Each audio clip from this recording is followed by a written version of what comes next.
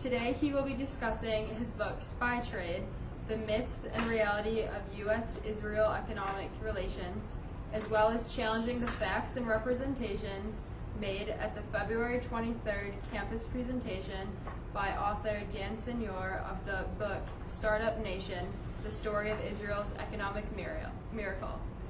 So, without further ado, I'm honored to introduce to you Mr. Grant F. Smith.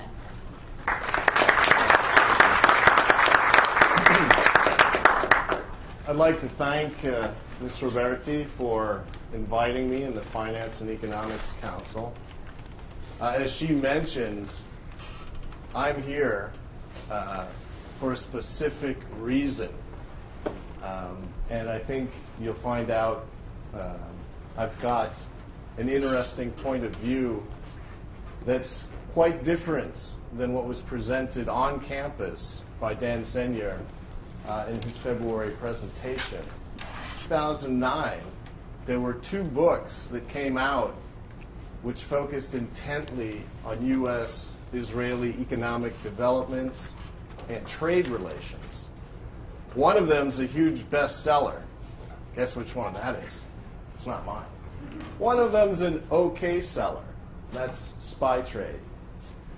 But the important thing to realize is that big ideas, large policy initiatives, and there's clearly one behind Startup Nation, can have gigantic policy consequences costing billions of dollars.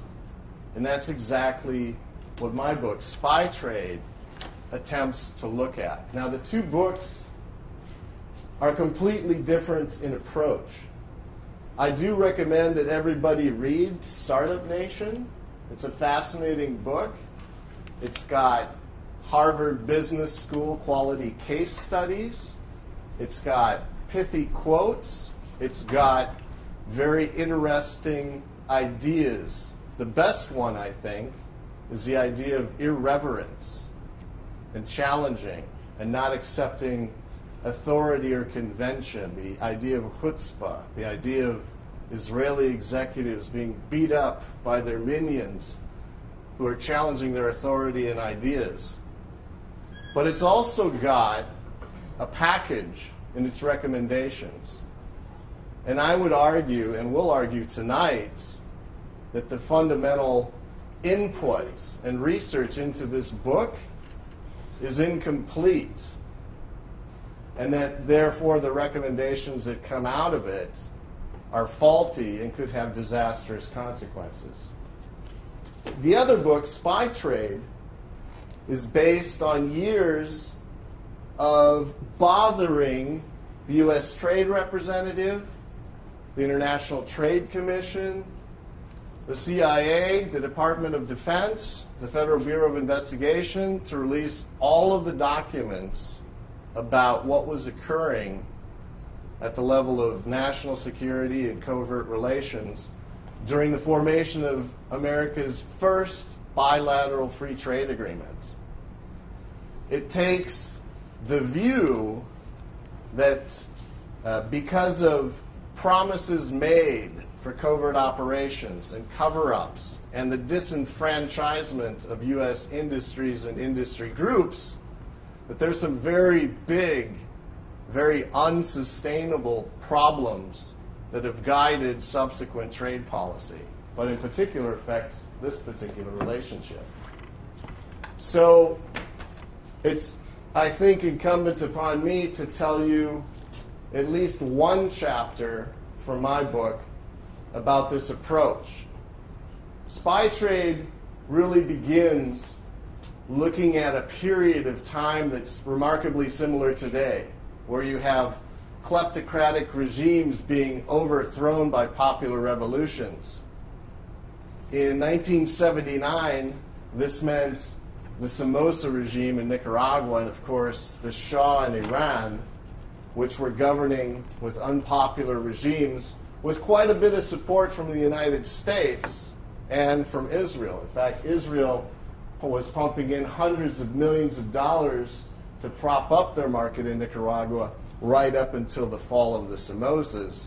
They wanted that market back. The U.S. similarly which had a hand in installing the Shah in Iran, also wanted that market back and was willing to do quite a bit to get it. The early 80s were the period in time in which the United States and Israel were signing a lot of defense agreements and beginning to engage in covert operations, which affected trade policy in ways that you might not expect. One particularly important group in terms of ideas was the Kenya group, a group of Israeli operatives, an American arms smuggler, a Saudi arms merchant, who had decided that they were going to try and recapture some of these lost markets by financing an arms stockpile that they could continue to deliver to friends or make friends in the former regimes to help win back some of these markets. A perfectly logical proposition. And so some of these sales were openly done by the Israelis, particularly a $27 million sale in 1982. And this was sold to the U.S. Department of Defense to circumvent congressional bans on aid imposed on the Central Intelligence Agency and Department of Defense on any aid to the Contras in Nicaragua. The Israelis pitched their arsenal plan, wound up getting the bad end of the deal, it turns out, but we'll look at that later. Even as elements in the U.S. Army were protesting, saying, this is not the way to do business. If you want to support the Contras and bring back a friendly government in Nicaragua, you should advise Congress and do it legally. This is the buds of what became the Iran-Contra scandal, which, when I was your age, sitting in your seat, became a constitutional crisis of gigantic proportions. The Department of Defense, in a secret arrangement called Tipped Kettle, arranged to buy Israeli captured Palestinian weapons and was happily funneling them to their friends, the Contras, in Central America to win back Nicaragua. Again, as part of Ronald Reagan's vision of fighting the Soviets in every hemisphere.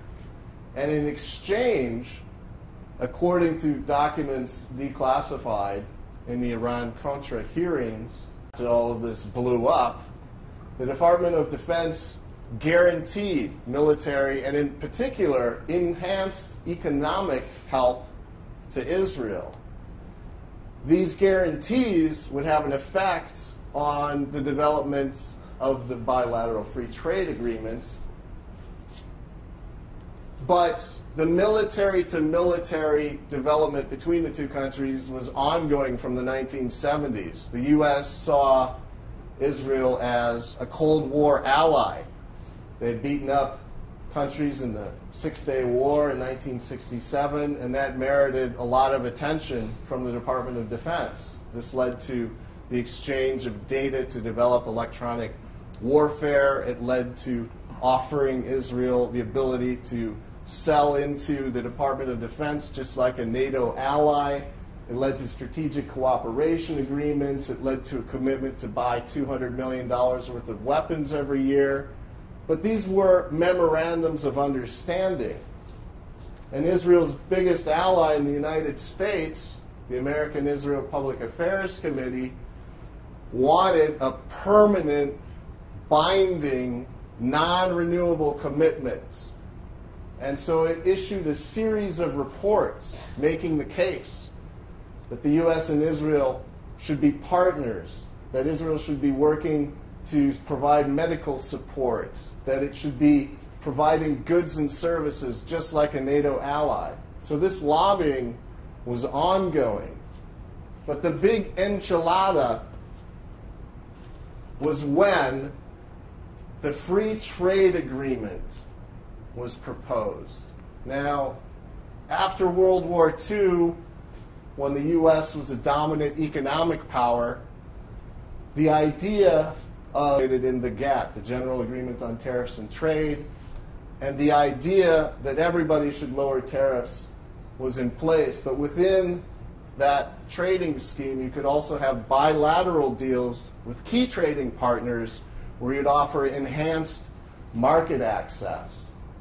And so U.S. industries were startled, some of them, to read in the Federal Register, the main way the federal government announces new initiatives to the United States, that on February 15th, 1984, they would be invited to fast-track free trade agreement negotiations to lead to the first free trade agreement with Israel. Now, they were advised that the process was fairly simple. There would be an open hearing, their only chance for advice and consent, in which they could testify in front of the International Trade Commission in the spring of 1984.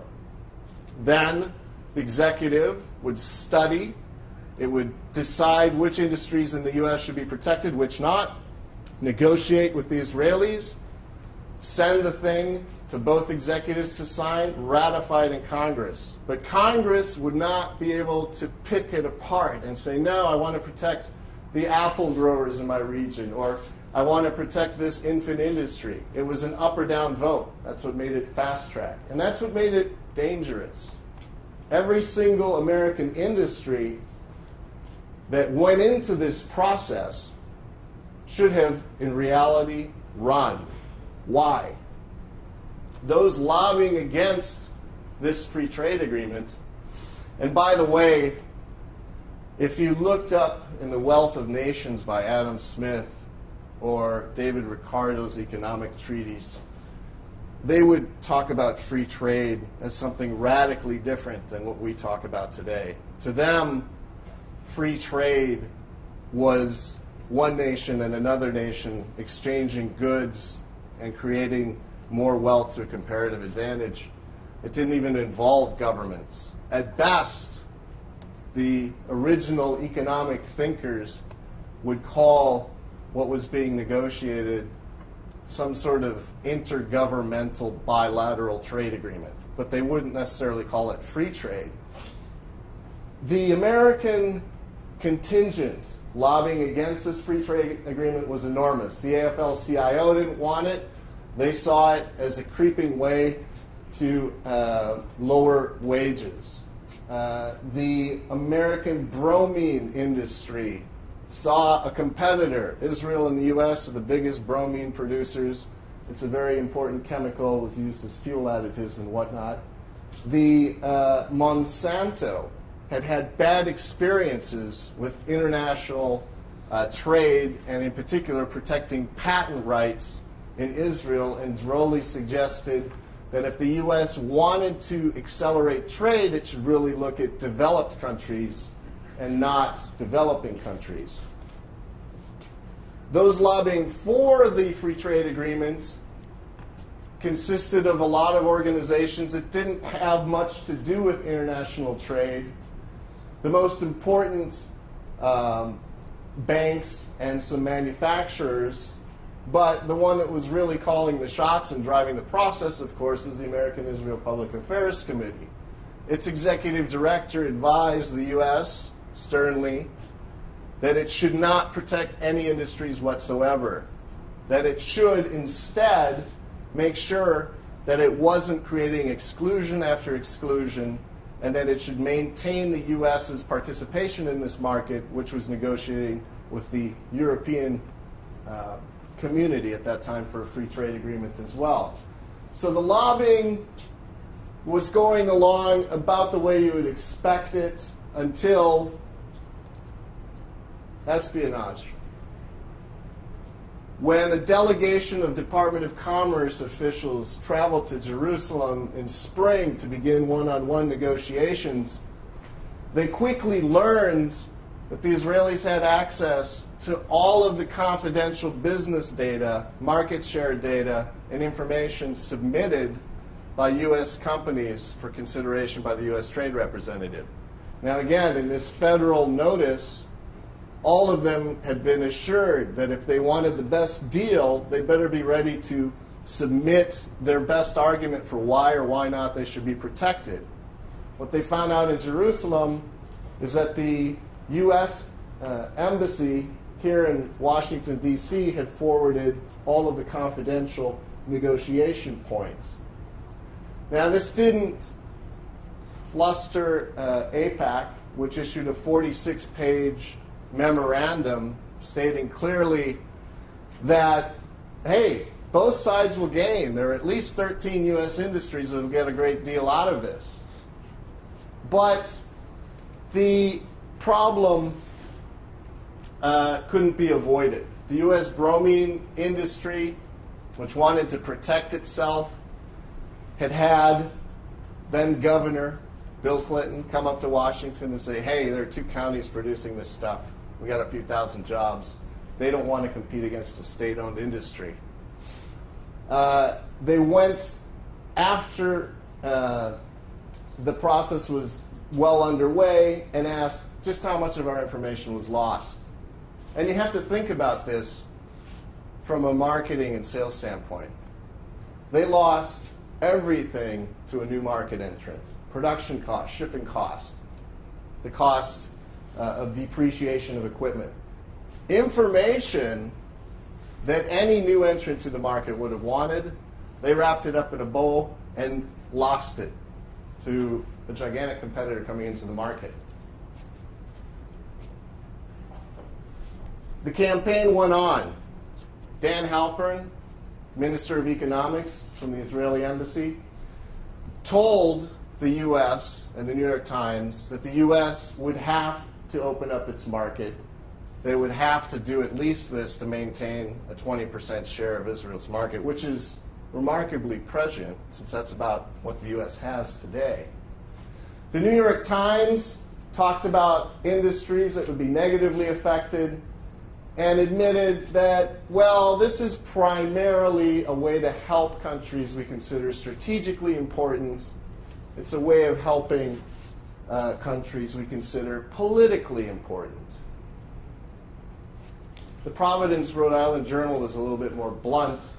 They simply said that any time a country opens its market to a less developed market, what it's doing is essentially guaranteeing that the other market will benefit more, particularly if it's allowed to maintain obstacles. This should be seen as foreign aid and not trade. Reagan got a lot out of the free trade agreements and won a landslide election on this and other issues.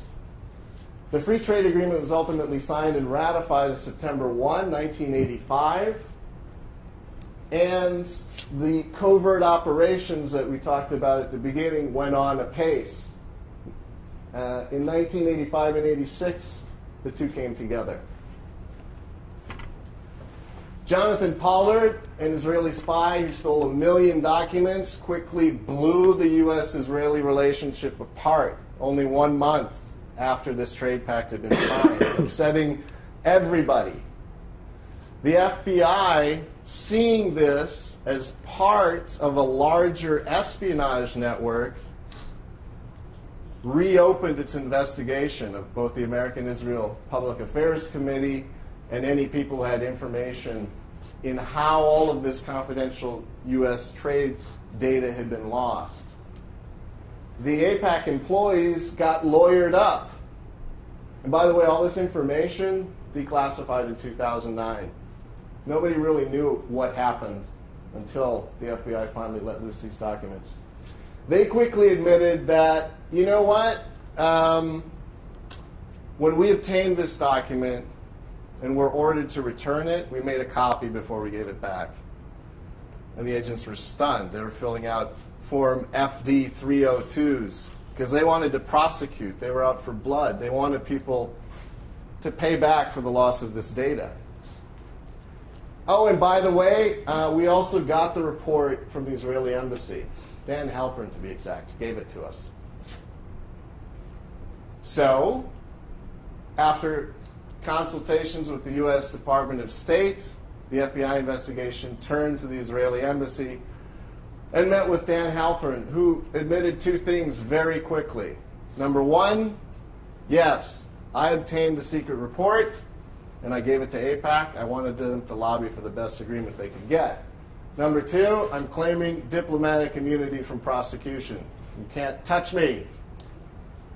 And then he went on to give the FBI agents a dose of reality, stating that maybe this was a little bit above their pay grade.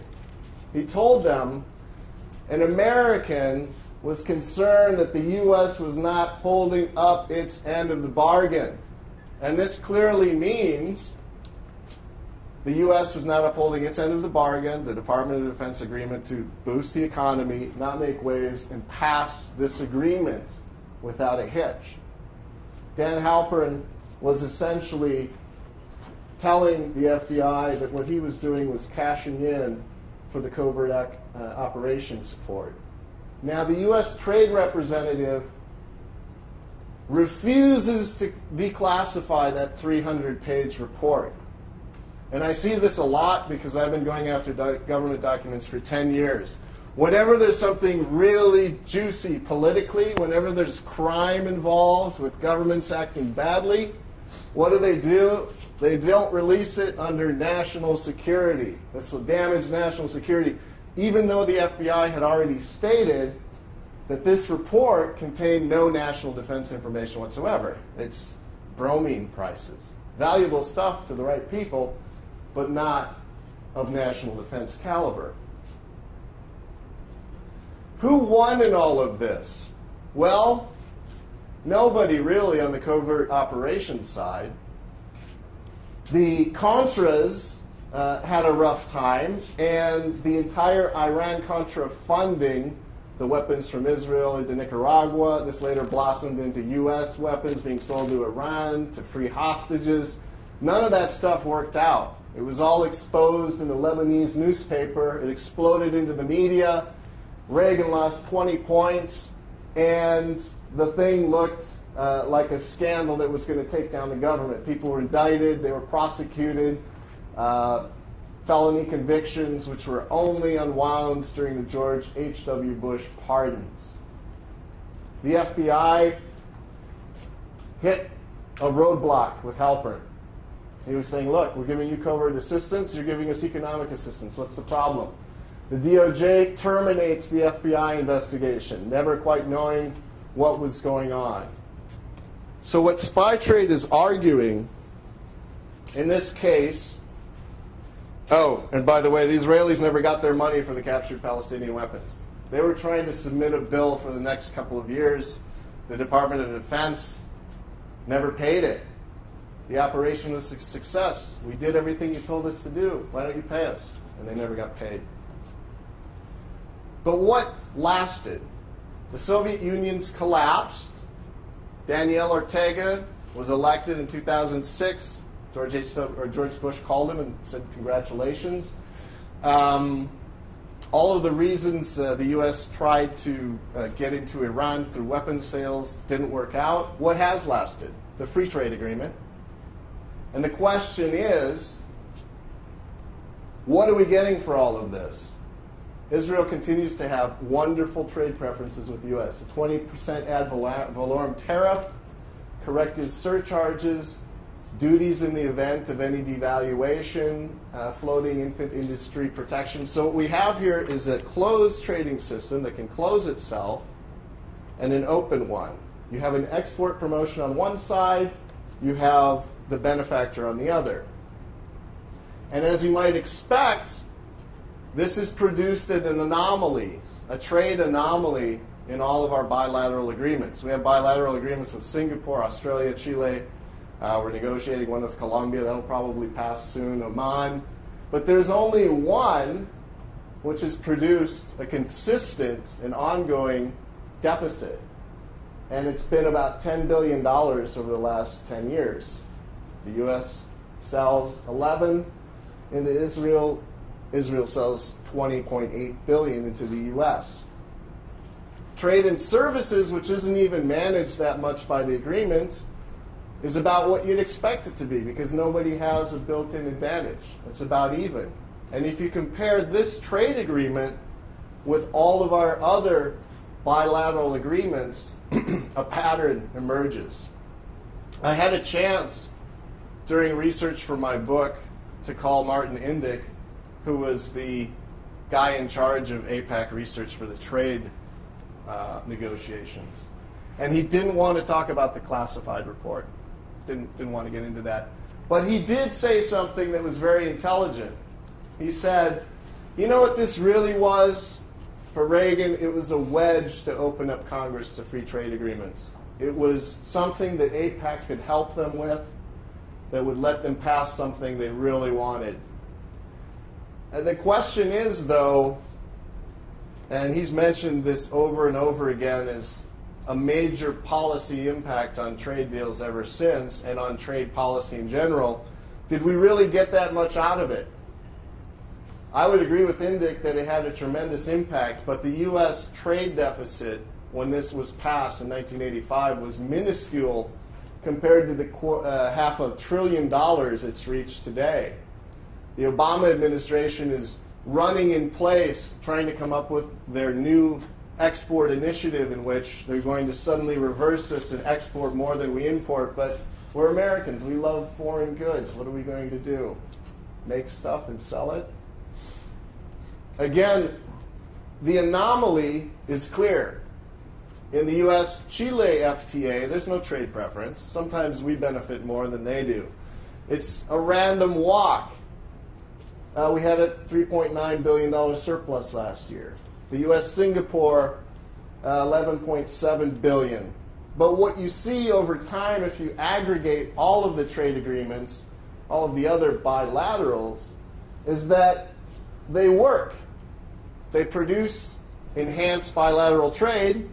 It outpaces general trade growth by 100 points, but it doesn't give an advantage to anyone. And the question is, again, if you're giving an advantage to somebody, what do you get in return? In this case, the research, the declassified documents reveal what the press said back in 1985. This is mainly foreign aid. Few of the benefits promised to the U.S. ever materialized. Worst of all, the process hurt every U.S. industry that counted on the U.S. government to protect its data. It was related to covert overseas operations and payback that Americans mostly never knew about. It tended to abuse U.S. laws and regulations. And again, I keep harping on this point. It seems as though the U.S. could demand a lot more in exchange for such preferential access. And this is where these two books split. There are some really wonderful presentations by Dan Senor of his book. But his book is so full of errors of omission and a distorted view of reality that some of the dangerous recommendations that come out of it should raise alarm. The two paths suggested by these books are quite different. Spy trade is all about accountability. Accountability. Startup Nation is very much about creating new markets, harvesting U.S. demand, and the single best idea, which I've already mentioned and love, is the idea of the irreverence, that you can encourage innovation and startups by being less reverential to authority, to market leaders, to thought leaders. And I really wish more major U.S. companies could do that, be irreverent in the boardroom, and they can't. But the single biggest problem is that it's all about supply and nothing about demand. Excuse me. All about supply and nothing about demand. In particular, in a region that is now reaching $1 trillion in the 22-country Arab League market in terms of import demand, Senor could not imagine ever serving that market. He could imagine serving high-tech markets overseas, but couldn't quite imagine the idea of serving that local market demand.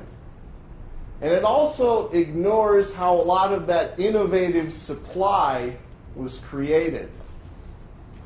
But again, this 40% piece of the pie, the U.S. is bringing in 40% of Israel's total exports, to me, is something that would have warranted mention in the book Startup Nation. And the other thing that warranted mention is, where did a lot of that innovation come from?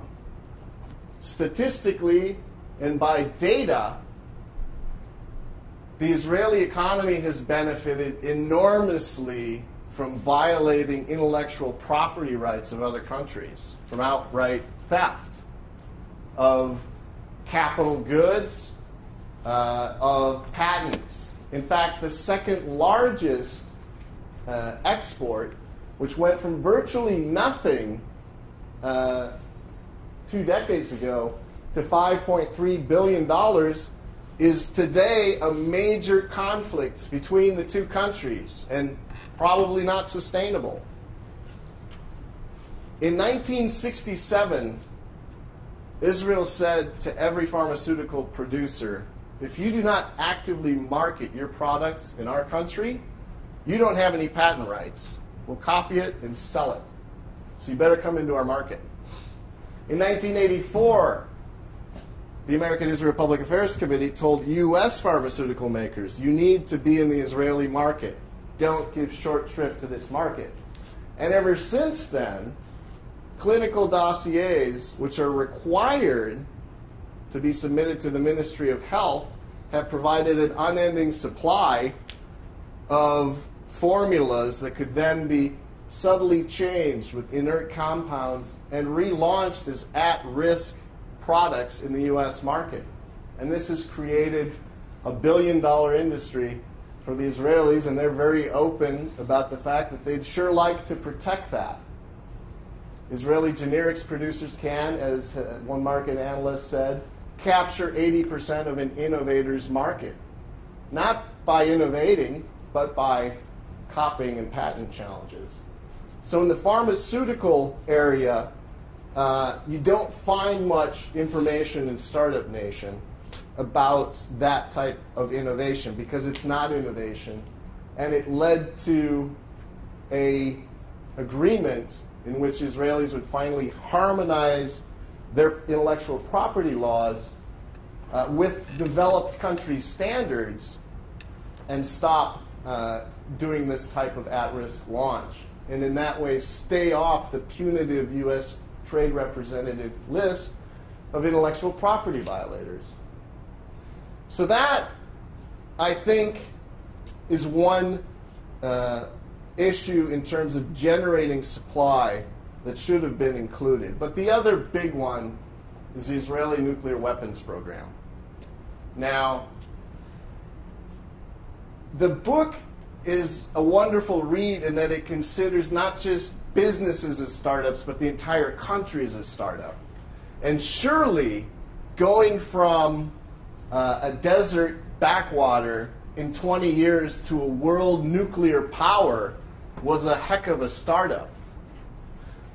But this book omits references and actually subjects itself, although it's published in the United States, subjects itself to Israeli military censorship protocols. So when it talks about nuclear weapons, it doesn't say anything more than nuclear capabilities, and it uses a trick that Israeli journalists use to get around the censor, citing foreign press reporting on that it's allegedly a nuclear power. Although it does take credit, as it should, for the fact that in 2005 it was the world's 10th largest nuclear patent innovator. That's certainly true.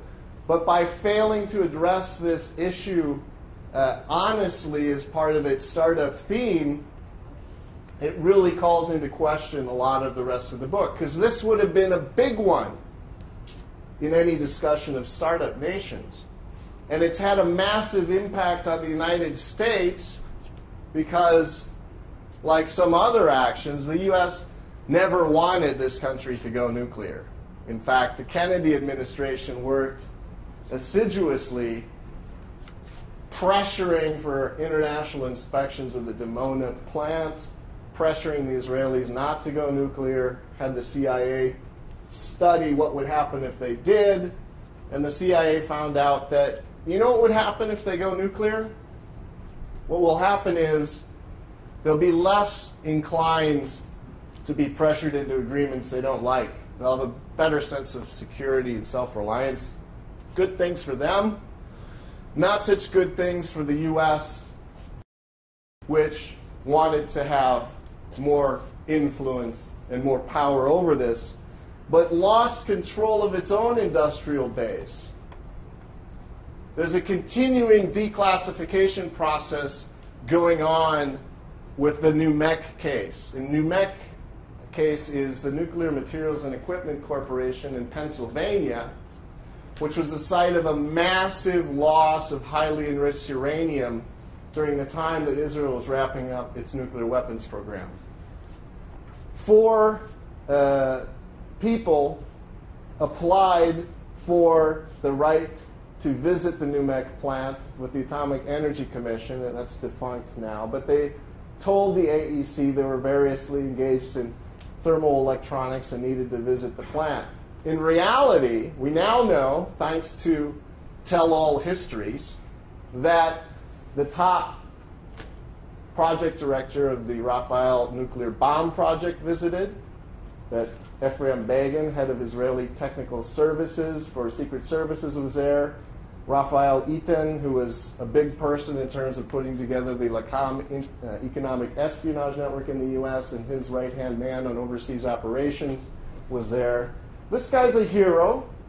He brought in some Nazi war criminals, but he also spent a lot of time targeting U.S. industrial capacity. And in fact, the U.S. played an inadvertent role by supplying a great amount of highly enriched uranium. NUMEC was the plant that lost more highly enriched uranium through 1968 than any other reprocessing facility, but it's not all circumstantial. At the same time, the U.S. was saying, no, don't go nuclear. We don't want to participate in this. Nuclear material is flowing right out of the U.S. Carl Duckett, who was deputy director of the CIA's Division of Operations, said clearly, NUMEC material has gone into this foreign weapons program. John Haddon, the CIA Tel Aviv station chief, said unequivocally that this was an Israeli operation from the beginning, having studied the fact that David Lowenthal, very tightly linked to Israeli intelligence, provided the startup capital for this plant. Abner Cohen, Nuclear Regulatory Commission officials Galinsky and Matten, in a 2010 Bulletin of Atomic Scientists article, all say that the U.S. participated inadvertently in arming Israel against the will of politicians and elected officials. This is a huge story. A Startup Nation book should have written something about this. There is a hero in this book. That hero, Shimon Peres, receives a lot of ink as the father of the Startup Nation. If Dan Senor, who works at the Council on Foreign Relations, had tiptoed across the floor, the aisle, and hauled into the next office, he would have met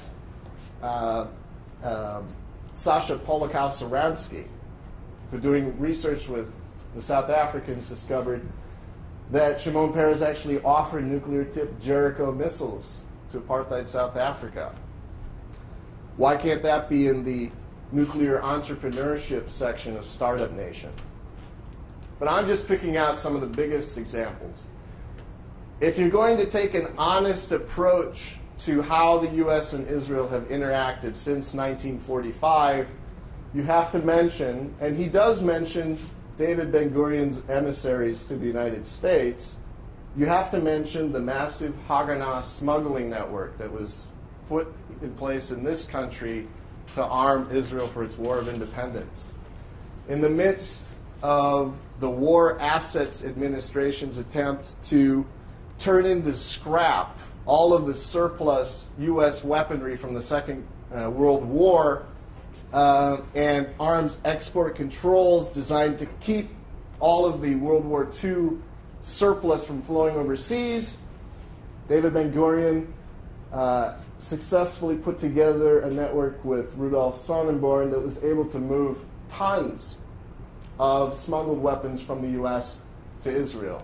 In the 1960s, it was nuclear materials.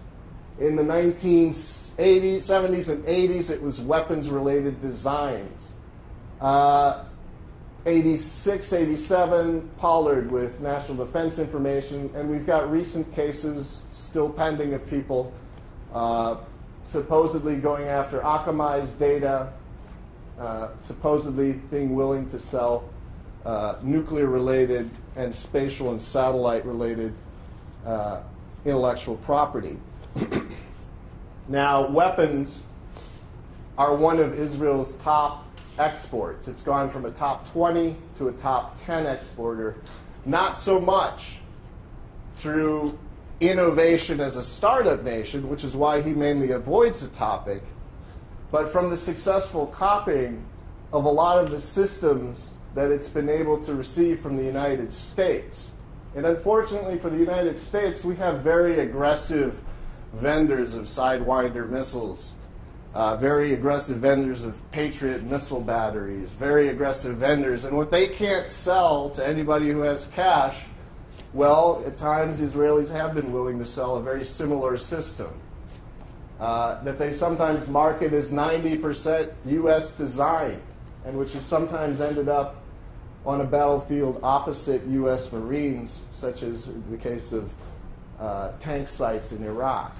So this is a vital part. Military-industrial espionage has had a vital role in the startup nation. Now, the two books have their heroes and villains. In Startup Nation, Adolf Schwimmer was a very entrepreneurial guy who smuggled transport aircraft in violation of arms export controls for fighting the War of Independence as a swashbuckler. He later appeared in the Iran-Contra scandal as an arms broker. But the problem is idea exchange. There's a pithy quote in here that says, if I have an idea and you have an idea and we trade them, then we both have two ideas. And that's great. But if I have a secret, if I have a weapon system and you steal it, then I have to redevelop it and you can commercialize it wherever you want. So it's clearly not a sustainable model.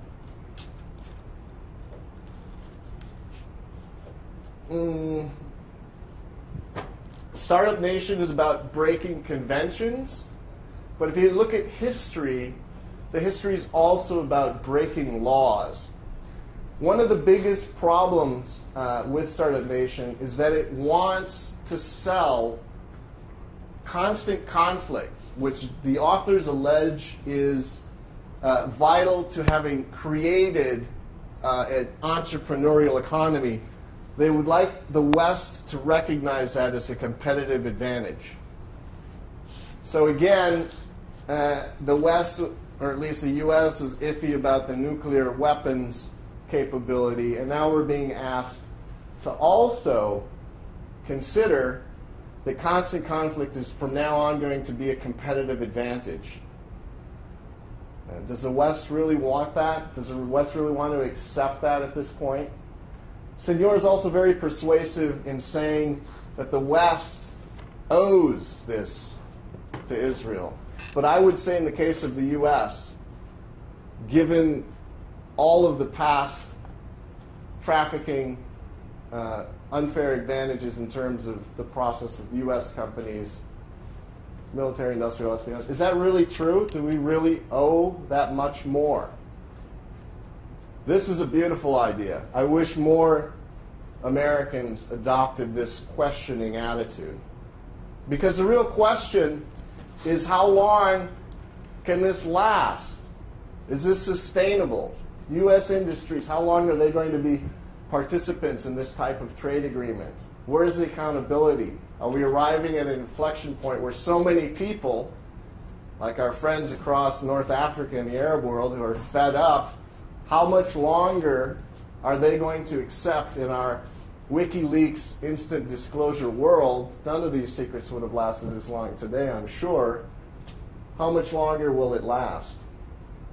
The other problem is this problem that the U.S. should really militarize. One of the recommendations in this book, which I would argue is a flawed recommendation because it didn't consider all of the proper inputs, is that national service creates entrepreneurship. Does it really? Is the only way to achieve the sort of unity and network that you need to be a successful entrepreneur come from, being in the heat of battle and constant conflict? I'm not sure that that's something the U.S. should accept, a recommendation the U.S. should accept. Again, this, yeah, we'll take this, but does international market insight come from a gun sight? There are lots of Israeli companies that have sprung from the intelligence services, but is that the only way to do it? Isn't it kind of convenient that this single worst idea that came out of this book just happens to recommend that the U.S. bulk up its military forces? Given the rest of the book, did he maybe start with that idea and then fill in the rest? I don't know. I question it. And I could mention some other manifestos that have led the U.S. down the wrong path that received as much popular attention as this book did. But if I could leave you with anything, it's that these bad policy ideas that slosh around and that you might get a glimpse of as a student or maybe as a voter have real economic consequences. If you look at that $10 billion sustained deficit that we have with our partner Israel, the Obama administration says about $445,000 in exports are needed to sustain one direct export job. With a deficit of $10 billion, that's about 2,200 or 22,000 jobs, high-paying jobs, not McDonald's jobs. I know some McDonald's jobs have been offered. And indirect jobs with a multiplier of 2. So how many jobs are in play for that in today's treacherous economy? 67, 68,000? That's 33,729 for each side. That's how much each side maybe should have gotten if this had been a free trade agreement more in line with the others, if it hadn't been foreign aid. And there are other big questions. People are questioning Fukushima, right? But reviewing all of the new MEC documents, remember this smuggling operation in Pennsylvania? The Army Corps of Engineers says it's going to cost $170 million to clean up that nuclear waste. This is a U.S. plant that was the site of a lot of wrongdoing and a lot of sloppy operations. Another $250 million in liability suits. These are real consequences for policy ideas of enormous proportion. These are unresolved questions. Who should pay for this? Taxpayers? And so, at the end, the two books have very different ways of crunching data, to be sure. And they have very different policy outputs and recommendations. One of them recommends accountability. It recommends better law enforcement, less secrets, no more secret dealings, no more pretending there's an advice and consent process and inviting industries in to participate and get shafted and get the worst end of the deal in what's supposed to be an advice and consent process.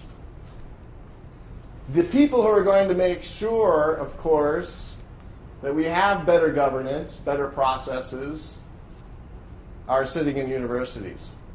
And for that reason, I wanted to bring this to you, and I'd be happy to take any questions. So thanks for coming.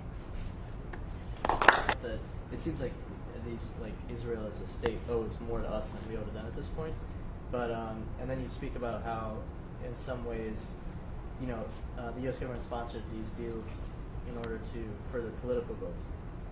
So are you trying to say that, for example, if Israel did in some way achieve those political goals for the U.S., they would be justified in having this sort of preferential treatment? Yeah, no, not at all. The interesting case with the Reagan administration and the covert operations and the tacit understandings, I think that was very subversive and mainly the fault of the U.S. administration for allowing that to go on. If they'd been successful in accelerating the fall of the Sandinistas, I don't think that violating Congress and doing everything they did would have been worth it. And I don't think it should have been linked to trade. The U.S. wanted to help Israel's economy. That's fine. They had a lot of ways of doing it. But they didn't have to invite U.S. businesses to participate in kind of a sham process. But I do think the Israelis owe the U.S. I do, because it frankly made me mad to read this book and see a very intelligent person, and this is by far not the only history that's written this way, gloss over the smuggling, the theft, the under-the-table help, the foreign aid, the trade preferences, the help in the UN, and disregard it and start giving lessons back to the U.S. about conscription. But isn't that exactly how Israel has helped the U.S. government? Is through backhanded dealings, selling or attempting to sell nuclear weapons to South Africa, like circumventing trade restrictions. So in a way, they have paid us back for exactly what we offer them preferential treatment for. Right, and what I'm arguing in this book is few of those deals have worked out. Iran-Contra was a huge scandal. It didn't work. It cost money. It made a lot of U.S. industries mad. I'm not the only one, by the way, trying to get the trade report declassified so that industries can sue for damages. There are industries after that report as well. I'm interested in it to finish another book. But there were so many shady dealings going on under the cover of national security that it was a fiasco. And we would be naive if we didn't think that was going on today. Right, but let's say that those deals had been successful. Yeah. And that, like in the end, this worked out for the U.S. government. Would you still support such a policy? No. No. So.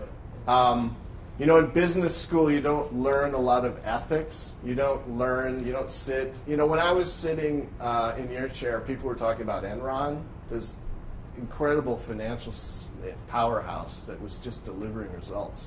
We had people presenting the Enron case. But if people really knew what was going on at Enron, they wouldn't have sat through a Harvard Business School case study lauding the new virtualization model for corporations. They would have said, this is a sham. This is a fraud. And people, a little transparency would go a long way in this case. I think Israel owes the West a better effort to achieve peace and maybe commercialize its regional market. I think that'd be good for everybody. I think Senor is frankly arrogant when he tells crowds of people during discussions of his book that the West has this huge ongoing debt. I think that debt is sufficiently diminished that the West can really begin to cash in some of its own shits. And I would say that the free trade agreement, being an aid program for the way it's currently structured, is a way that the West could be a little bit more assertive with Israel. Yeah, just sort of stepping back and some more global approach. So, your large part of your talk focused on sort of the historical background and political and economic, right? Especially focusing on the arms and sort of on the military complex. My question is generally at this point, and I haven't read Dan Senor's book. I really have read it. It's a good. I mean, there's a lot of really interesting stuff in it. So my question is generally, what would be, you contrasted a lot between his views and your views.